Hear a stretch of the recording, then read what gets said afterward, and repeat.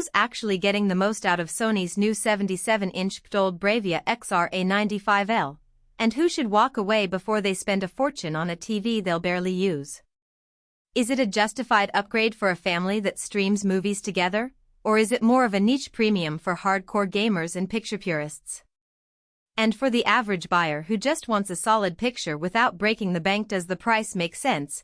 Link is in the description if you want to check the product details on Amazon. When I started looking into the 77-inch model, the first thing I felt was a little nervous about the QD-OLED hype. Quantum dots and OLED together promise the deepest blacks and the brightest colors you've ever seen, but that also usually means you're stepping into a price bracket that can feel risky if you're not sure you'll use those strengths every day. The biggest hesitation for most shoppers is whether the extra visual punch will actually improve the things they watch: Netflix binges, weekend movie marathons, or the occasional gaming session, or if it'll just sit there as a status symbol that never gets fully appreciated. Let's talk about the everyday setup first. Out of the box, the TV walks you through Sony's Google TV interface, which is essentially a centralized hub for all the big streaming apps. I've spent a few evenings flicking between Netflix, Disney+, and YouTube, and the experience feels smoother than most competing smart platforms because Google's recommendation engine actually learns from what you watch across devices. There's no need to juggle separate remote controls or launch separate apps. Everything is right there on the home screen.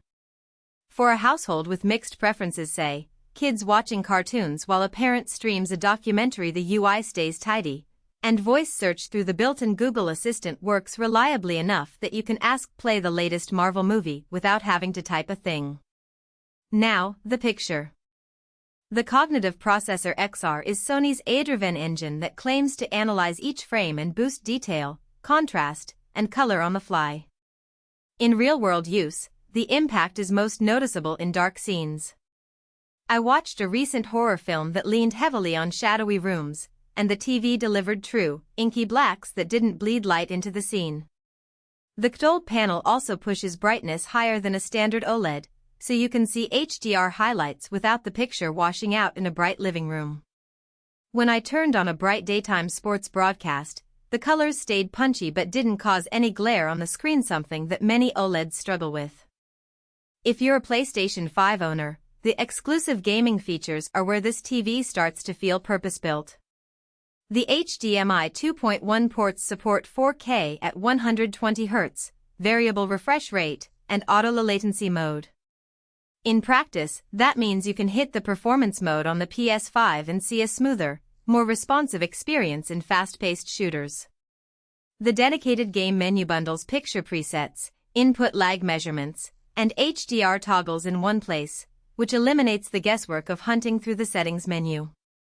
For gamers who care about split-second reaction times, the TV's measured input lag sits comfortably under 15 ms, a figure that's low enough to be unnoticeable for most players. That said, the strengths that make this TV shine also highlight its trade-offs. The 77-inch screen is massive, and while it creates an immersive cinema feel, it also demands a room that can accommodate it without overwhelming the space. If you're sitting too close, say, less than 6 feet away, you'll start to notice the pixel structure, especially in static UI elements like menus or the Google TV home screen. That's not a flaw in the panel, just a reminder that the resolution, 4K, still has its limits when you're up close. For families with smaller living rooms or apartments, a 65-inch or even a 55-inch variant would likely provide a better viewing distance. Another practical consideration is the price tag. Sony's QD-OLED is positioned in the high-end market, and the 77-inch model sits well above the average TV budget. If you're mainly watching cable or streaming services at moderate brightness levels, a premium LED or a regular OLED will deliver a very satisfying picture for a fraction of the cost. The extra brightness headroom and the quantum dot color volume become truly noticeable only in HDR content that's mastered for high bitrate like Netflix's Dolby Vision titles or native 4K Blu-ray discs. If your streaming habits don't include a lot of that high-quality HDR material, you may be paying for a capability you rarely use. The sound system on this TV is decent for a built-in solution, with Dolby Atmos support that can fill a medium-sized room. However, I quickly added a soundbar after the first week because dialogue in movies still seemed a touch recessed when I turned the volume up.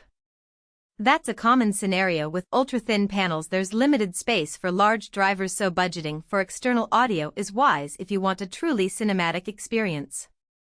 So who should actually consider the Sony QD-OLED 77-inch? First, dedicated gamers who own a PS5 or plan to upgrade.